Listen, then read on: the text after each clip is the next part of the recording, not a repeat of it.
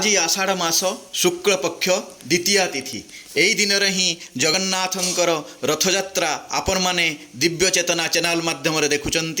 जाति वर्ण धर्म निर्विशेष लक्ष लक्ष भक्त धाई आसी श्रीक्षेत्र पुरी को श्रीमंदिर भीतर को प्रवेश सुजोग पाउ नथिबा विदेशी भक्त ओ पर्यटक आज दिन में चाहि रही था रथरे महाप्रभु को देखा। रथे तुम वामनं दुष्ट्वा पुनर्जन्म ना विद्यते।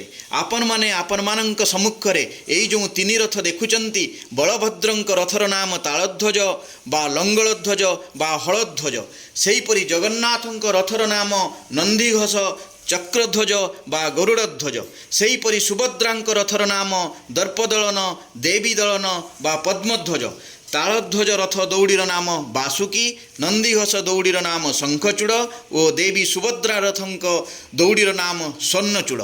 भक्त और भगवानंकर महामिलन गणपर्व आज यही तो टाइया हलाई राजकीय बेसरे महाप्रभु झुली झुली हली हली आसीगले रत्नवेदी छाड़ी बड़दाण्ड को। आचांडल ब्राह्मण दैत्य 33 कोटी देवता अशरीरी भूत प्रेत पशु पक्षी वृक्ष लता समस्त को दर्शन देवाई महाप्रभु आज बड़दाण्डरे आजिर दिन में से समस्त को दर्शन देउछंती। तांकर शरणापन्न हेबापई समस्ते आज बड़दाण्डरे सर्वधर्म परित्यज्य मामेकं शरणं ब्रज। महाप्रभु जगन्नाथ मानववाद को सारा विश्व प्राधान्य देइचंती किपरि सुनंतु।